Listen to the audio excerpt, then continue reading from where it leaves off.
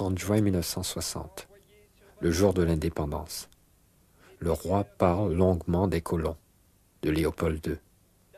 Il demande de penser à ces pionniers de l'émancipation africaine. Il demande surtout de ne rien changer, si on n'est pas sûr de faire mieux. L'indépendance du Congo constitue l'aboutissement de l'œuvre conçue par le génie du roi Léopold II, entreprise par lui avec un courage tenace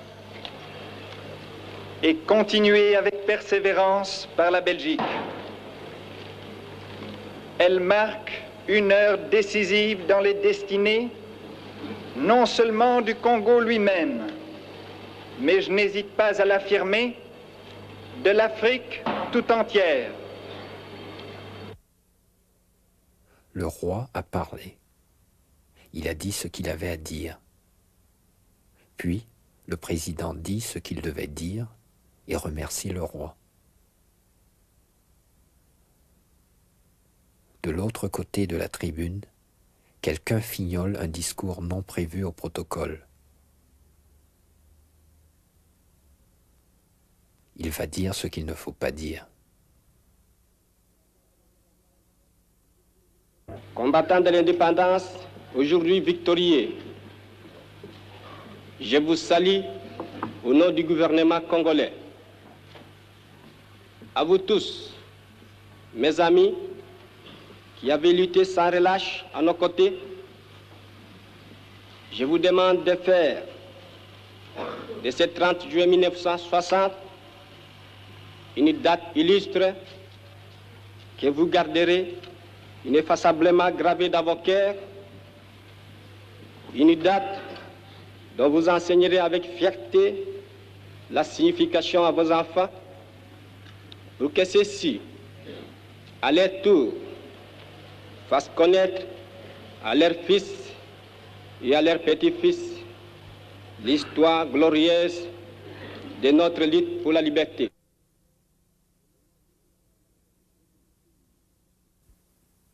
Le premier signe que quelque chose clochait, c'est au fond l'écoute que j'ai faite vers midi du discours prononcé par le Premier ministre Lumumba à Kinshasa, que j'ai écouté.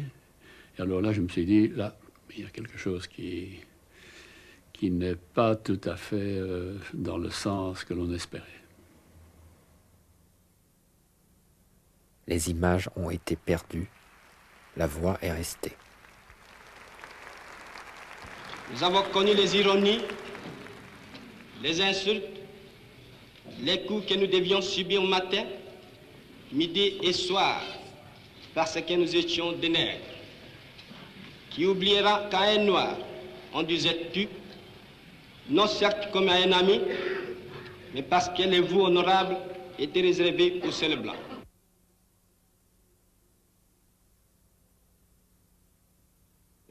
Alors je crois que je peux même affirmer que le roi était d'assez mauvaise humeur après le discours et qu'il a voulu quitter immédiatement et rentrer en Belgique et que, bon, c'est se rendant à la raison d'État qu'il est resté et qu'il a assisté au repas qui était prévu et où Lumumba d'ailleurs a fait un discours beaucoup plus aimable à l'égard de la Belgique, mais je crois que le mal était fait.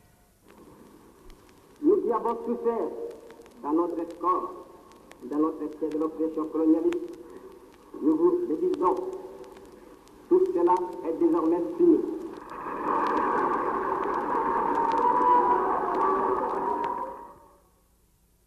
Pour moi, c'est un super excité qui n'est pas capable de faire une échelle de valeur entre ce qui est important, ce qui est le moins et ce qui n'est pas du tout.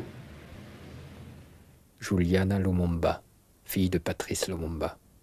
Le contexte de l'époque faisait que quand on était vraiment un nationaliste et qui aimait son pays et que les mots d'ordre, bon, que tous les politiciens disaient indépendance, liberté, liberté économique, indépendance économique et tout ça, c'est qu'il y croyait vraiment. Et les gens se sont rendus compte que ce n'était pas uniquement des slogans électoraux ou bien pour avoir des voix, mais que c'était un homme. À partir d'un certain moment, on ne pouvait pas composer avec lui sur l'indépendance de son pays et sur certains principes qu'il a érigés.